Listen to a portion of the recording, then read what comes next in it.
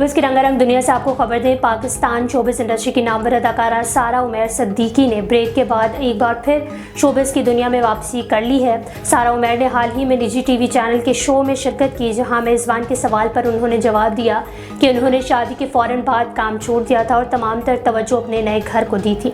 उन्होंने कहा कि 17 बरस की उम्र से शोबिस का हिस्सा रही हैं। शादी के बाद उन्होंने घरेलू जिम्मेदारियों की अदायगी का सोचा। उनके शौहर, जो कि मारूफ ड्रामा हिदायतकार मोहसिन तलत ने की, उन्हें कभी काम करने से नहीं रोका। ताहम शोबिस से ब्रेक लेने का फैसला उनका ज़ाती था। पाकिस्तानी मारूफ अदाकार हिरा सोमरो ने घरेलू जिम्मेदारियों के साथ अदाकारी के फ़राइज़ सरअंजाम देना मुश्किल तरीन काम करार दिया है।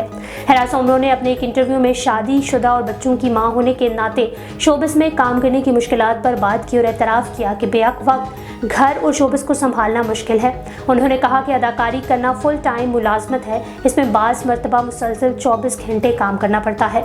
हिरा सोमरो का कहना था कि कभी कभार जब वो शूटिंग से रात देर गए घर वापस आती हैं तो उनके बच्चे जाग रहे होते हैं। वो उनके साथ वक्त गुजारने लगती हैं, जिससे उनकी नींद मुकम्मल नहीं होती और फिर उन्हें दूसरी रात को ही सोने का मौका मिलता है।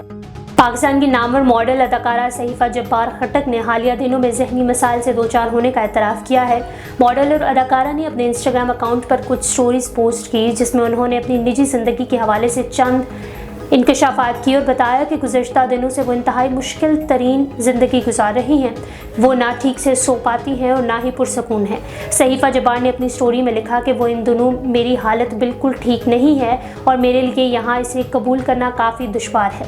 मुझे नहीं मालूम मेरे साथ क्या है और क्यों हो रहा है, लेकिन इतना इल्म है कि मैं इस बारे में बग़ैर आंसू बहाए बात नहीं कर सकती।